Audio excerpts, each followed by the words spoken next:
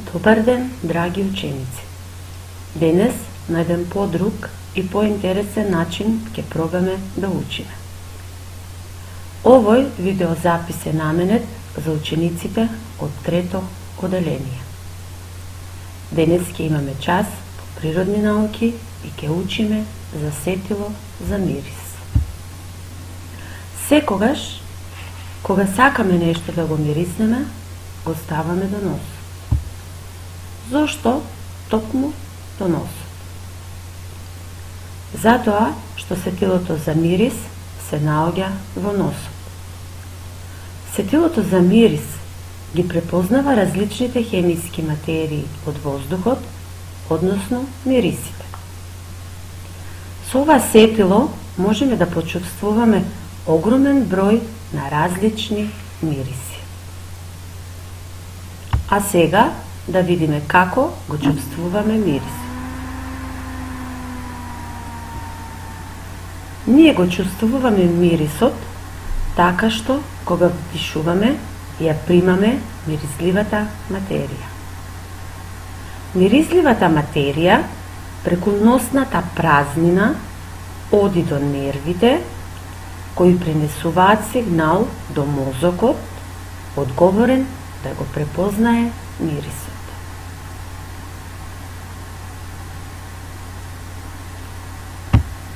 Дали секој мирис ни е пријатен? Не. Постојат пријатни и непријатни мириси. Кога ќе помирисаме пријатен мирис, ние се чувствуваме убаво и тоа делува на нашите емоции. Кога ќе помирисаме непријатен мирис, ние не се чувствуваме убаво и најчесто го затнуваме носот.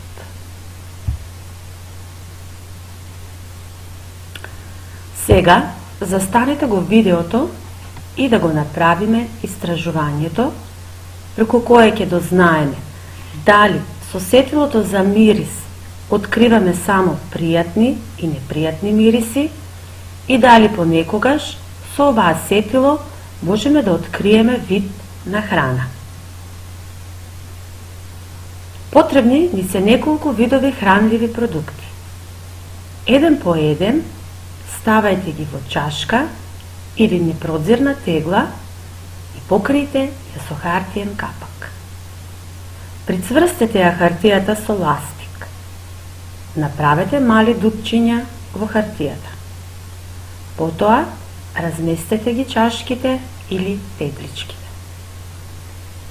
Следно што треба да направиме е да си ги покриеме очите и да се обидеме да погодиме за која храна се работи само со мирисање над капакот со дупчиња. Запишете колку од понудените храни сте ги погодиле и кои храни сте ги погодиле.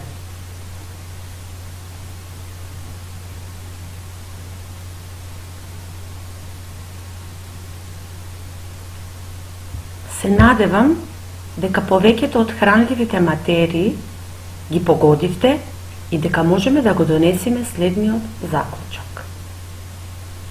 Понекогаш и само со сетилото за мирис можеме да погодиме за што се работи, без да ги користиме другите сетила. Зошто?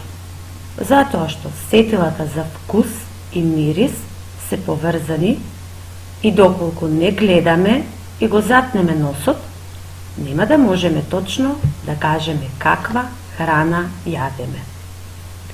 Сигурно тоа сте го осетиле кога сме настинати. Кога сме настинати и носот ни е затнат, се менува мирисот на храната.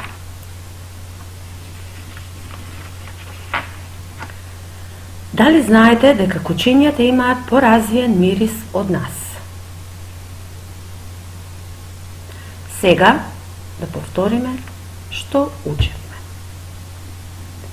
Научивме дека сетилото за мирис се наоѓа во носот. Дека сетилото ги препознава различните хемиски материи од воздухот, односно мирисите. Со ова сетило можеме да почувствуваме огромен број на различни мириси. Сетилата за вкус и мирис се поврзани. Сега планот препишете го во тетрадките.